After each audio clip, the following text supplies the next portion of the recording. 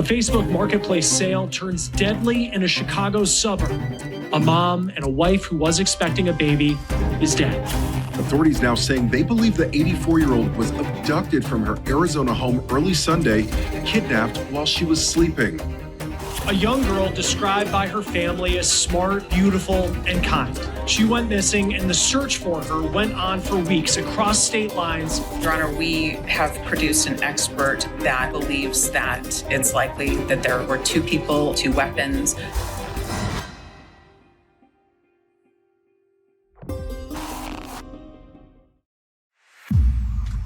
Hey True Crime Besties, welcome back to an all-new episode of Serialously.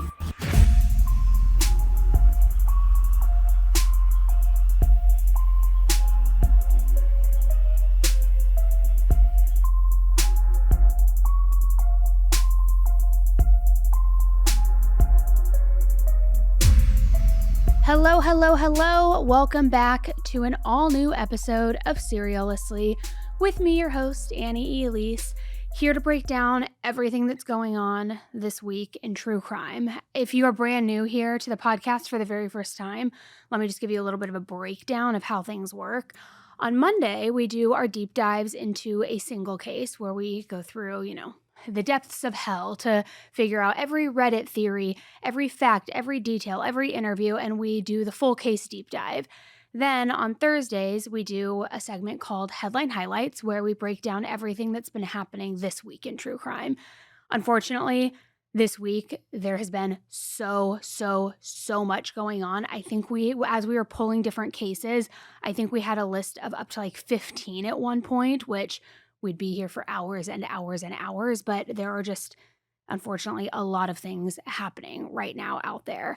So we're going to get into it. Of course, Amy is back in studio today, joining, co-hosting. Hi. Hello. Hope you're feeling better. Much better. Oh, good.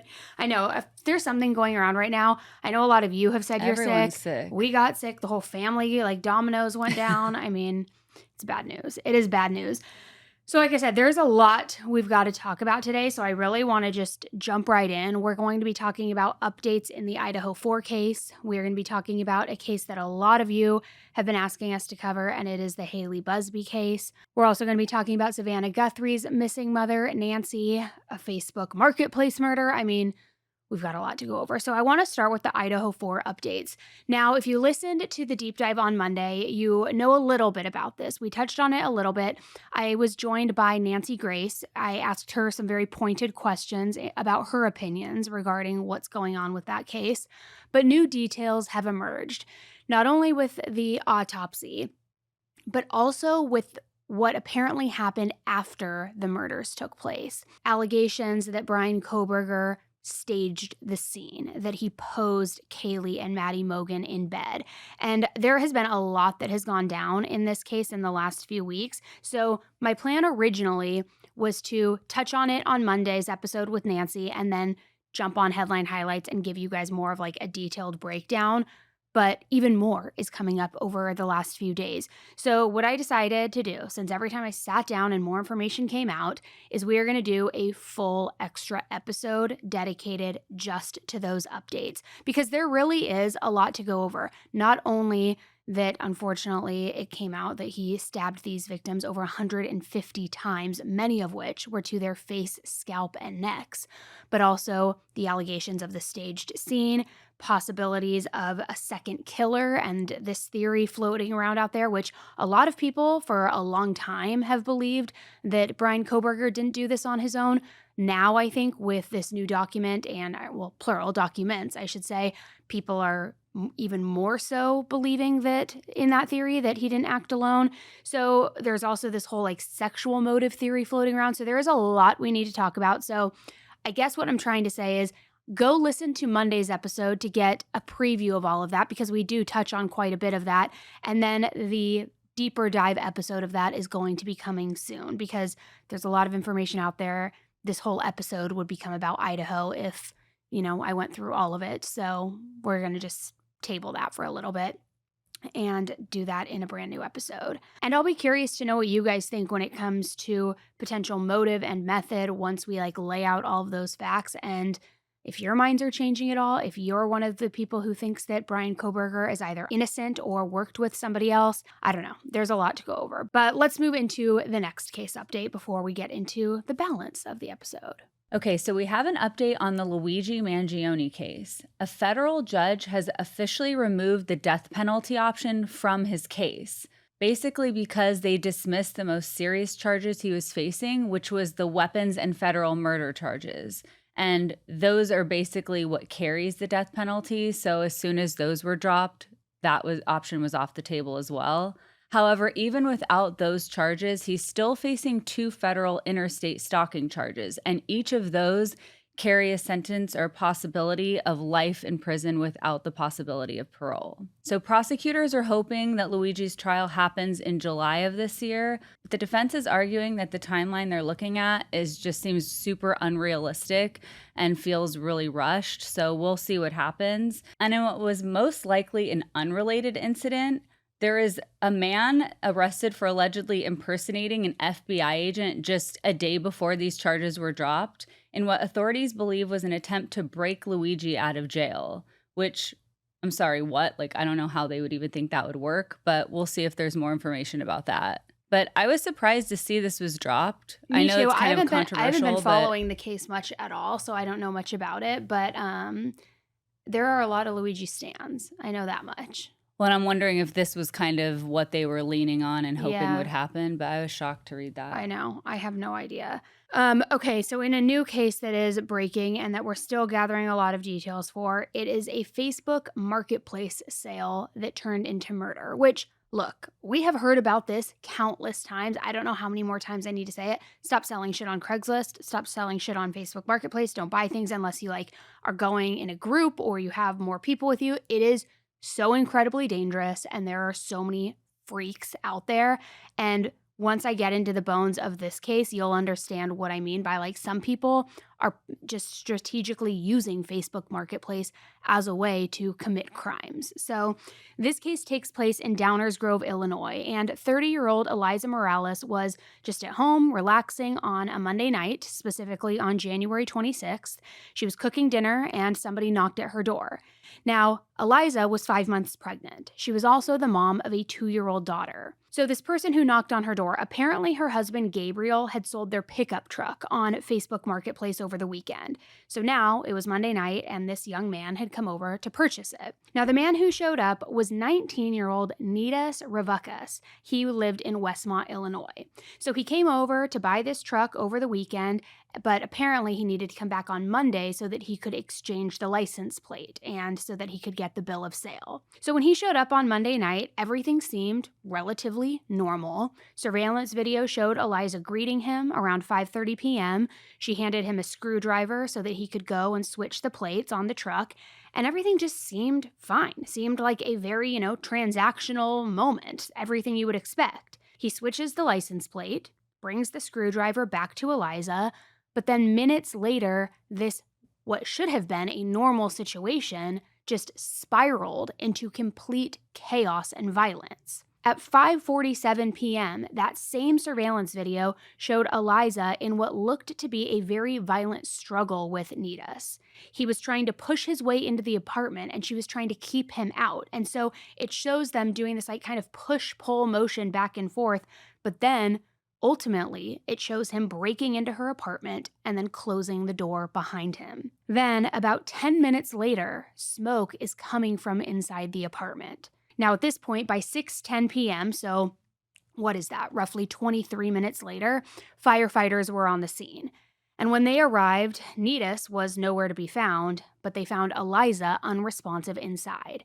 She also had multiple stab wounds all over her body. She was treated at the scene for her injuries, but unfortunately, not only did she pass away, but her unborn baby passed away as well. Authorities obviously contacted her husband Gabriel immediately, and they told him what had happened to his wife and his unborn daughter, which you can only imagine not only the heartbreak in that moment, but I would imagine a sense of guilt and responsibility. Not that that is right and not that he should feel guilty, but it's you were selling your items, you weren't at the house, she came out. I would imagine that's something that you wrestle with, even though it's not his fault. So as they're doing their investigation, shortly after notifying Gabriel and, of course, Eliza being pronounced dead, they showed up at Nita's house and they arrested him. Now, when they questioned him, he wasn't really holding back and he wasn't trying to lie and make up a story. He allegedly told the police that he was angry about the condition that the truck was in. So because of that, he, quote, took his frustration out on Eliza. And I have to say, frustration is a complete understatement because according to court documents, Eliza was stabbed approximately 70 times. And most of those stab wounds were to her head and neck, which we see that a lot in like these frenzied attacks where it's more of like a rage kill, if you will, where they target the face, the head, not because sometimes you see that in more of like a personal attack because they want to disfigure them. They don't want to leave them, any sort of beauty behind, things like that, where it's more personal. But in frenzied attacks, you often see this because they want to make sure that the person is dead. And so you target the brain, the face, the injuries where you know that those would be life-threatening and the most critical. And he did that 70 times. Investigators also say that after stabbing Eliza, he allegedly stabbed the family's dog, which, what a sick freak and monster. Who the hell does that? Thankfully, the dog escaped and survived. But what I have not been able to find, or I should say what I have not been able to verify in my research, is I don't know where her 2-year-old daughter was at this time. I don't know if she was perhaps with the father, if she was left unharmed in the house. There's different reports and conflicting reports, which is why I haven't really included exactly what that is because we haven't been able to verify it. However, thank God that the daughter was unharmed as well, wherever she may have been. Now, after the attack, after the 70 stab wounds against Eliza, he allegedly set fire to the family's apartment, all in an attempt to destroy the evidence. Obviously, he then fled. Trying to destroy the evidence clearly didn't work out for him. The fire department showed up and then they were on his tail. There's surveillance video. There's all sorts of things that tie him to the scene. So now he's facing multiple charges, including first-degree murder, intentional homicide of an unborn child, armed robbery, aggravated arson, and also a charge of animal cruelty. Prosecutors say that he has fully confessed to this attack, and he even showed officers where he disposed of his bloody clothing and his other items after the attack. Now, as for Eliza, her loved ones, of course, are saying that this was absolutely cruel and senseless, which I'm sure all of us can also agree with. And her family described her as very generous, very devoted to her children, and just pure-hearted. But what's crazier in all of this is the second recent deadly incident involving this in-person meetup stemming from Facebook Marketplace. Because get this, in Columbia, Missouri, a 42-year-old Marine veteran named Michael Burke had listed his iPhone 15 Pro on Facebook Marketplace. He then arranged to meet the buyers at his home on January 18th. But instead of a single buyer coming and meeting him to buy the phone, a group of 4 people, 3 18-year-olds and 1 minor, showed up on Michael's door. And they showed up under the pretense of buying his phone, but allegedly they were planning a robbery the entire time. Now, we don't know what exactly transpired while they were attempting to rob him, but according to court documents, Michael was shot and later died from his injuries at a hospital. In his final moments, which this is just incredibly sad, he not only called 911 and gave police the descriptions of his attackers, but he also texted his mother and his sister saying, "I'm dying and I love you." Now, 3 of the suspects have since been charged with second-degree murder, first-degree robbery, and with burglary, and the minor who was involved in all of this is facing related charges in juvenile court. And investigators say that the group had allegedly targeted multiple people who were selling phones and had done similar robberies like this in the past, all before Michael was killed during that robbery. It's also believed that once they would rob them and take the phone, they would go to those vending machines. We used to have them in the mall. I think now they have them in Walmart. You can take your electronics, you feed it to them, and you type what it is, and they give you cash on the spot. So apparently that's what they were doing. They were robbing people of their iPhones, pretending they were going to buy them. Then they would go feed them to these vending machines to get cash. And so, how this escalated to murder, it's obviously, maybe when you're younger, you think robbery is okay and that it's not that big of a deal. It is a big deal, and obviously you can see how it escalates so quickly. But that's why I mentioned at the top of this case, there is so many different situations that have been happening like that, not only with Facebook Marketplace, but we've seen it with Craigslist. We've seen it with all sorts of things, even just social media meetups, first dates from Tinder, Grindr, Instagram, whatever it may be. So just, if you're ever going to buy or sell something, I would suggest never being alone. Always definitely do that with a group and with somebody with you and in a public place, because You never know what's going to happen. Definitely don't give them your home address, because who's to say they won't just come back, and, and now they know where you live. So I don't know, incredibly scary.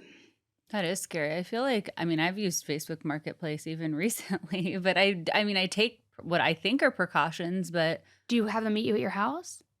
well, yeah, but I don't give them I give them like the cross streets where I can like walk out and like meet them. I know. And Let's it's stop like, that. I know. I How don't do about- it often. It's just when I moved. What did we used to say when we were kids? Let's not and say we did. Yeah, Okay. let's Let's not and say we did. okay, fair. Fair. Just let me know when you're selling something and I'll come over. Okay. Well, no, I don't want to be told. I take that back. Just don't sell anything. Okay. Okay. So just last week on a call, someone was asking me like what the most difficult cases are to cover. And it's cases like this next one. It's like these just piss me off and they keep happening and somehow I keep covering them. But it basically is just a case that once again feels like it could have potentially been prevented. So this next case involves a 19-year-old named Luis Hernandez and his girlfriend, 20-year-old Griselda Lopez Renconco, who were living with their baby in a small mountainside town in Frisco, Colorado. On December 29th, just after midnight, police responded to what was called in as just a normal medical emergency. It was late at night, right after the holidays, but when police arrived, they noticed they had been there before. Because just a month prior to that, back in November of 2025, Luis was charged with assault and had actually posted a $20,000 cash bond to be released. And this time, it didn't seem to be this normal call that was called in as a medical emergency, because when the police arrived, in fact, nobody even seemed distressed at all. And when police started asking people in the house what was going on, 2 women who reportedly lived there told them that they, quote, saw a person under the bed in Luis and Griselda's room. And as police started looking further, that's when they found a dismembered body in a white trash bag that had been stuffed under the bed. And the body was, in fact, Luis's girlfriend, Griselda. The police detained Hernandez and 2 other males that lived there, while the female told police that Griselda hadn't been seen since December 27th, which was right after she and Luis reportedly had gotten into an argument. Additionally, one of the roommates even said that they had received strange text from Luis the night before, saying that Griselda was, which all of this immediately raised red flags for investigators. So after getting a search warrant, investigators went through the home, and the details just kept piling up. That's when they reportedly found a 6-inch steak knife covered in blood, and it was tucked inside a closet, along with a pillow that was stained in a way that suggested it had been pressed against somebody's face. Then later, according to the court documents, there were text messages to an unknown person from Luis that painted this disturbing picture. He was allegedly claiming that Griselda was but refused to say where she was or where he thought she could have gone. He even went on to say and suggest that somebody was harassing her. This other person was harassing her, and that was causing her to potentially be suicidal. So on December 29th, the same day that Griselda's body was found, Luis was taken into custody and interviewed by detectives. And that's when he gave this version of events that didn't match the evidence at all.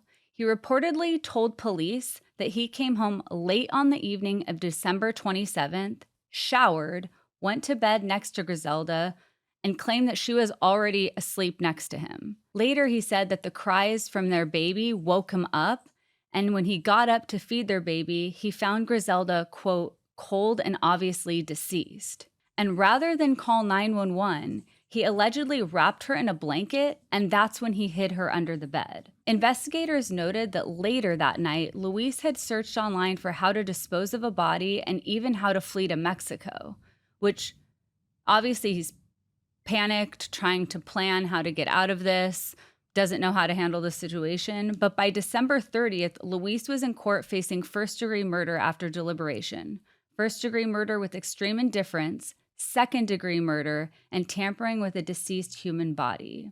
And a judge has decided to set his bail at $5 million cash to reflect just how serious these allegations were.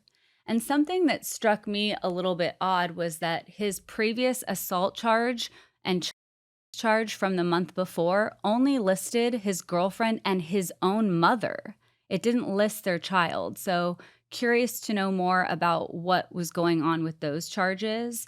So the Summit County Coroner's Office has confirmed the victim as Griselda, but as of the latest reports, her official cause and manner of death has not yet been released. That information is expected once the autopsy is complete. So this case is still unfolding, and now the legal system has its job of trying to unravel the truth and figure out what really happened. So we will definitely be keeping an eye out for any updates and keep you posted. But as of now, of course, our thoughts and prayers go out to Griselda's family and friends, and of course, that sweet baby. It's just so, so sad. And it's these types of cases that really irritate me because I feel like this could have potentially been prevented. I mean, obviously, we don't know what happened on those previous charges back in November, but to have just a month later something this horrific happened, it just feels like something possibly could have been done. It's kind of giving Brian Walsh. Like how he said that he woke up and she was just dead next to him and he panicked. And so he's saying, oh, I woke up and she was dead. It's like, nobody believes you. No, what's that from? Nobody believes you. Nobody believes you. Nobody, it's from something. But like, nobody believes you. Well, and nobody believes you with the pillow that was stained with blood and a knife. Searches of how to dispose of a body and how to flee to Mexico. No. Which, I mean, No, Luis, no. Yeah. No. Innocent until proven guilty, unless it's in my eyes, and then you're guilty.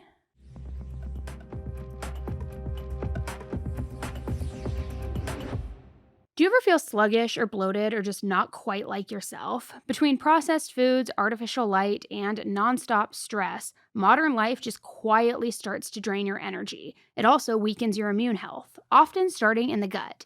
And that's why Armra colostrum has been going completely viral on TikTok. I'm telling you, like, influencers are posting it, non-influencers. I see everybody like doing the like raw scoops into their mouth every morning.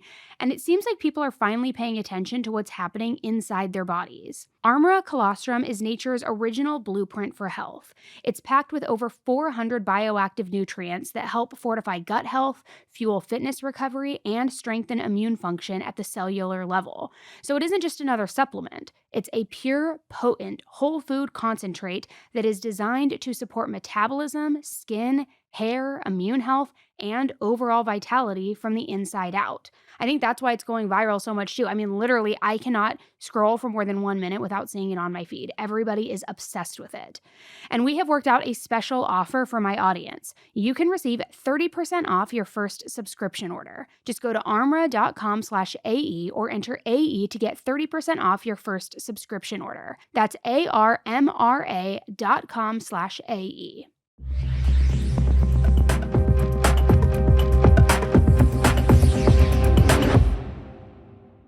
Okay, so now I want to get into a case that I know has been weighing very heavily on a lot of you out there. It has been weighing very heavily on a lot of us here in the office as well, because from the outside looking in, it kind of looked like it was going to be one thing, but then it very quickly became something much, much darker. And it's the case of 17-year-old Hailey Buzbee. Now, we actually spoke with her father last week, which is why it has been weighing, extra heavy on all of us in the office, because we spoke with her family while they thought she was still missing, before they knew anything about who was involved in this, what had happened to her, and the extent that this person had gone to. So there is a lot of information to go over, and I also want to share with you what Hailey's dad, Bo, shared with us. But let me first give you a little bit of a breakdown for those of you who maybe are not that familiar with this case, but I'm sure that you have seen her photo somewhere on your feed. It is just incredibly sad. So on the night of January 5th, 2006, Hailey was at her home in Fishers, Indiana, which Fishers is a suburb just outside of Indianapolis. She was a junior in high school, and by all accounts, she was a normal teenager. We spoke with her family. Friends have also said that she was just very bright, very bubbly, very vibrant. Honestly, and I know it sounds so cliche when we say she lit up a room. If you look at a photo of Hailey, her smile is like just huge and just like exudes light and vibrance. Truly, it does. So sometime by around 10 p.m. or possibly even later that night or into the early morning hours, Hailey quietly left her house. Now, her parents said that when they woke up that morning, there was just something in their gut telling them that something was wrong and that they needed to go check on Hailey before school. And when they went into her room, they noticed that she was not in her bed. So when they realized that she was gone, they immediately called the police. However, at that point, the investigators believed that Hailey had left voluntarily. So the case was initially treated as a runaway, and she was labeled as a runaway, which that early classification in this case, runaway versus endangered, that mattered more than anybody even realized at the time, which I should correct that. Her family realized that, and they were fighting tooth and nail trying to get this switched from runaway. They knew that she was not the kind of person to run away. She was not irresponsible. She would always check in, and this was very out of character for her.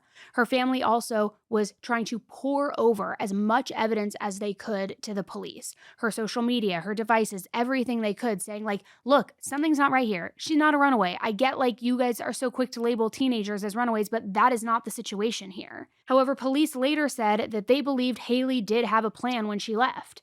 Also, that there was no sign of forced entry, no immediate evidence of violence, and no indication that she had been taken against her will.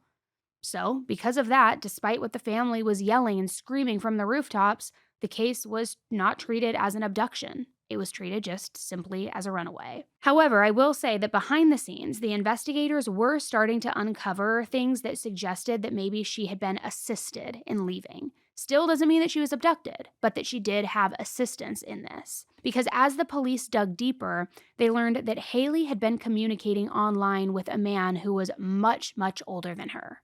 39-year-old Tyler Thomas. Now, he was from out of state. He was from Ohio, but a 39-year-old talking with a 17-year-old?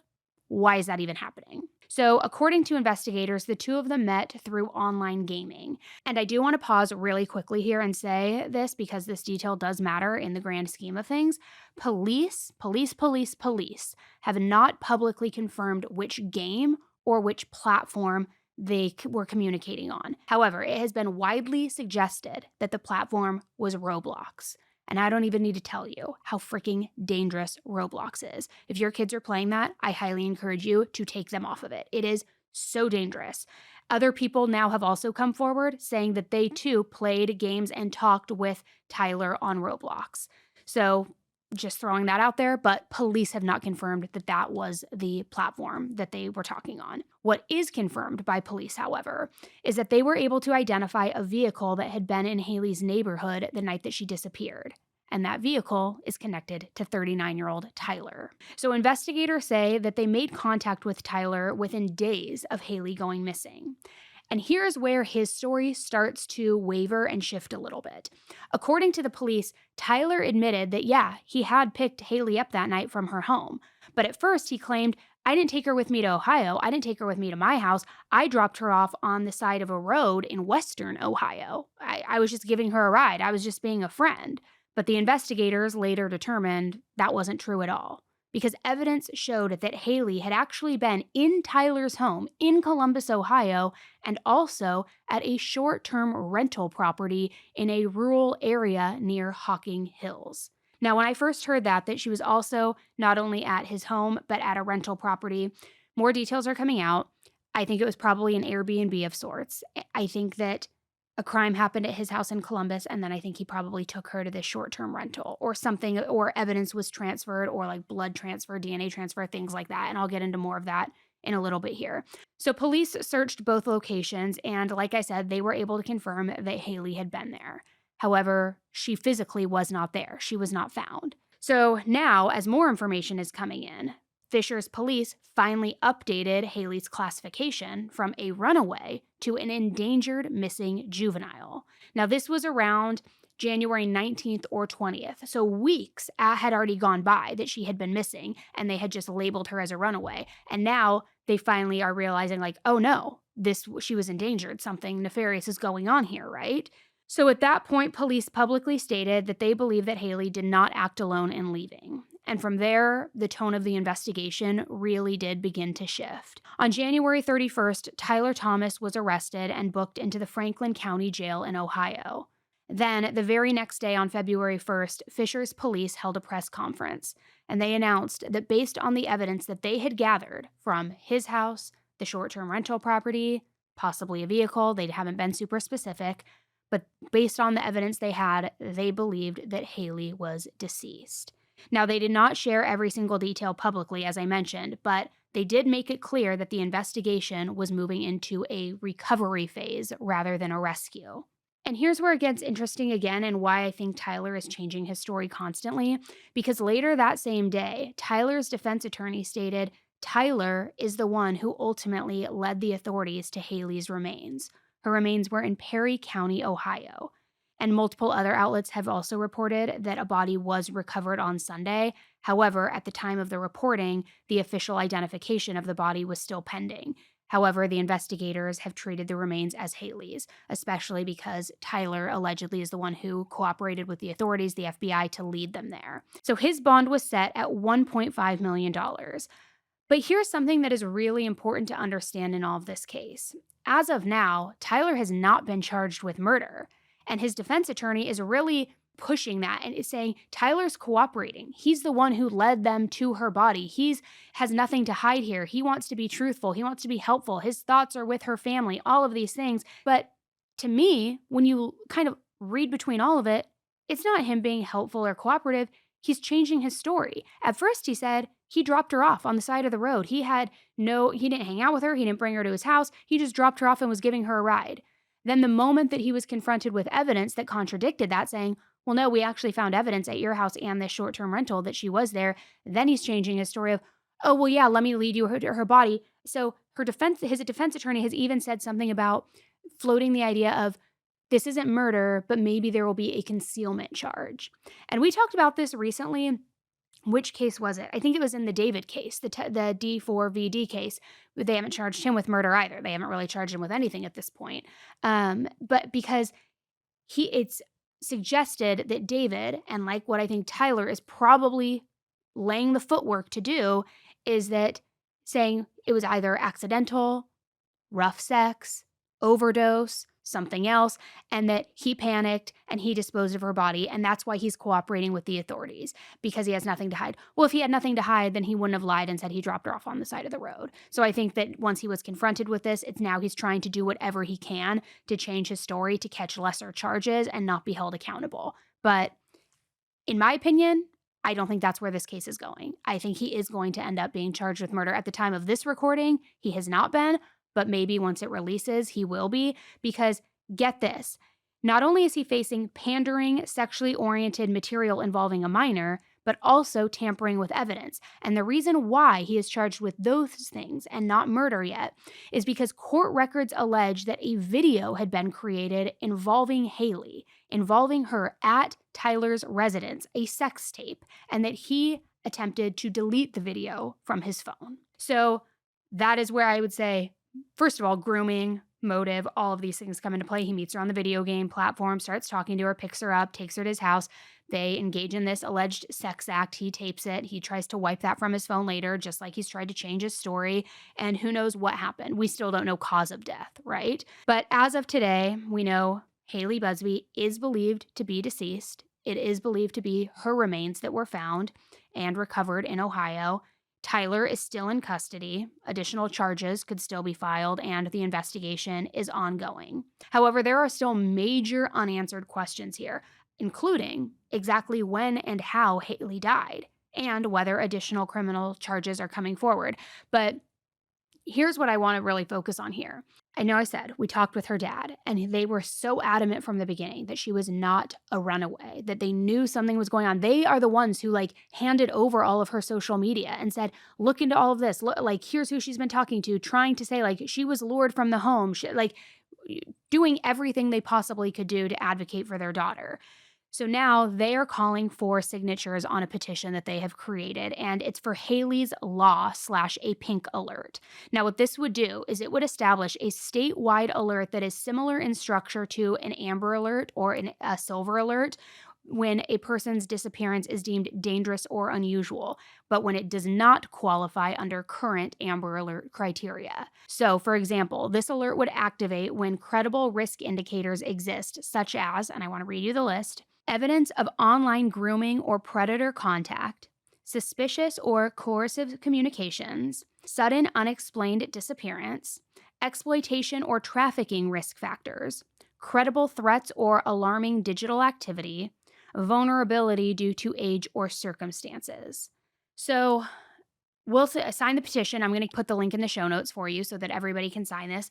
I also will probably be doing a deep dive into this just based on everything we learned in our conversation with the family as more information comes out about what exactly happened to Hailey, Tyler's track record, because I alluded to it a little bit, but other girls, not women, other girls are coming forward saying that they spoke to him on the platform as well, and we're going to see who this guy really is.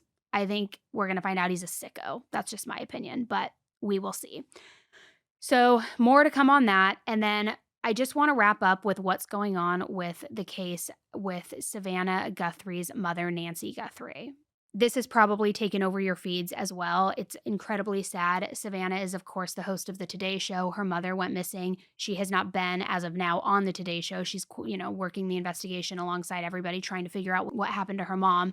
But let me break down what we know so far. So Nancy is 84 years old, and she was last known to be at her home in the Tucson, Catalina foothills area at roughly 9:30 to 9:45 p.m. on Saturday night, January 31st, 2026. And I've also seen different reports that her children are the ones who dropped her off at her home that night. However, on Sunday, February 1st, Nancy didn't show up to church, which was described as very unusual. Unusual enough that other people took notice. So later that morning, a church friend alerted the family, which then prompted her children to go check on her and look for her. So around noon, when they realized that she was gone and she wasn't at the house, the family contacted 911 so that they could report her as missing. Later that night, the sheriff's office initiated search and rescue efforts using helicopters, drones, infrareds, all sorts of different resources.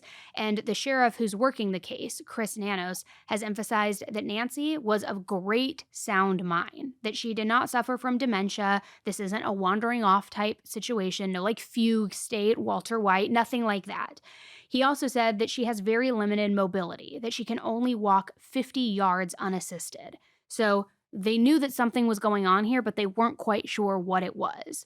However, after the search, the authorities communicated concern, saying that the circumstances are in fact suspicious, but they were very limited in what they publicly shared at that time. Then on Monday of this week, that's when a lot of the updates started pouring in, because at that point, the case was publicly framed as a suspected abduction, saying that the authorities are treating the home as a potential crime scene and criminal investigation. The sheriff also indicated, again, that they do not believe that she left willingly. She didn't leave on her own. The situation is being handled as a crime, and he was using language such as, "We do in fact have a crime and a crime scene." They also were stressing the health urgency of it all, because the authorities emphasized she's going without critical daily medication, making time in all of this obviously a very huge factor. So then fast forward to Tuesday, we got more updates. As of Tuesday, police found and are processing DNA evidence that is connected to the investigation. Law enforcement sources say that there was blood found inside the home, which that, of course, not only adds to the concerns of foul play, but cements why they so early on said, oh no, this looks like an abduction. This is a crime scene, because there was blood at the scene, which now that blood is being processed. Multiple outlets are continuing to reiterate that the investigators believe she has been abducted or taken against her will, potentially that she was taken overnight after she was dropped off at her home Saturday night. They kept saying there are indicators of a crime. She absolutely did not leave voluntarily, yet they are remaining very tight-lipped about the specific evidence that they have found, aside from the blood, that leads them to that conclusion. Now, I will say this, even though they are remaining tight-lipped, in addition to the blood that was found inside the house and what is ultimately what made them label this as a crime scene, there was also blood on the porch. And there's some video, which I'll show to all of you watching YouTube right now, where you can actually see these blood droplets on the porch. And also, the Ring doorbell camera, whether it's Ring or another brand, appears to have been ripped off from the door, very clearly indicating that somebody didn't want to be seen, didn't want that footage to be seen, and at some point traveled in or out of that door and transferred blood with them. Now, whether that was when they were moving things around or possibly pulling Nancy out of the home, we don't know. But I think it is important to mention that. Another thing that I want to mention, just so that you guys have all of the information and can form your own opinions, these next two pieces of information, though, I want to be very clear, are not completely verified. They have not been verified by law enforcement, but On Tuesday, TMZ reportedly received a ransom note. And in this ransom letter, they were demanding a very high amount of money in Bitcoin. They also apparently identified a piece of clothing or an item that Nancy was wearing, also something from the home, to prove its authenticity. And TMZ said that they turned this ransom letter over to the police and that law enforcement is investigating it. But law enforcement hasn't come outright and said that they confirmed that it's legit and that it's real. If it was real, would they come out and say that? I don't know. So it is very possible that it is real. Why this person would send it to TMZ, I'm not entirely sure. But that's out there. Another thing that trickled in late Tuesday night, early into Wednesday, is that there is an alleged prime suspect being floated around. And that person is actually Savannah's brother-in-law, the man who is married to her sister, Annie. Now, again, this has not been verified by law enforcement, but according to this person, someone in law enforcement is who shared that information with them. And I don't know how true that is. So again, take it with a grain of salt, but I want to just tell you everything that's out there. I also tried to look in a little bit into like what the dynamic is and the relationship between Annie and her husband. Are they estranged? Are they still together? Could she potentially have any sort of inside knowledge in this? Like, is there any validity to this, basically? As of right now, at the time of this recording, law enforcement has not confirmed anything about him being a prime suspect, about a ransom note, about any of that. They have said that, unfortunately, there have been indications that Nancy's pacemaker stopped communicating with the server or, whatever, however those like electronic things speak to each other and work. And I'm hopeful that by the time that this episode releases, we will have another update and hopefully a positive one. So check the episode description on both YouTube and the podcast, and I will definitely put at the very top of the show notes if there has been an update at the time of this episode being released. So we are going to keep following this and we will keep you updated. But what we do know, something weird was definitely going on here, and new information is pouring in every single day. So we will continue to keep you updated as we learn more in all of the cases that we talked about today. So make sure if you're not subscribed on YouTube already, you hit the subscribe button. If you're not following the podcast already, follow the podcast so that you don't miss those updates. As I said, I think I am going to do a deep dive into the Hailey case. I just think there is so much to go over and so much to talk about, especially in everything leading up to her disappearance and the conversations that she had with Tyler leading up to this. So I'll keep you posted on all of that. And if you haven't listened to Monday's episode with Nancy Grace, we talked all about the Idaho case. We talked about the Tepe murders. She actually had some brand new evidence that she shared with me on the spot during that sit down. We talk about some of the infamous cases that she's covered, like Scott Peterson, Casey Anthony. So all of that is available right now as well. Other than that, I will be back with you on the mic on Monday with an all-new deep dive into a new case. But let me know in the comment section and the review section which of these cases you want me to do a deep dive into, what you think may have happened to Hailey. Are you on Roblox? Have you ever had a weird situation happen? I mean, I will never allow Roblox in my house. It freaks me out.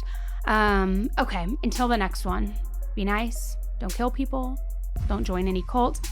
Don't let your kids play video games without monitoring who they're talking to, and just stay safe. Anything else? That's it. All right. Thanks. Bye. Bye.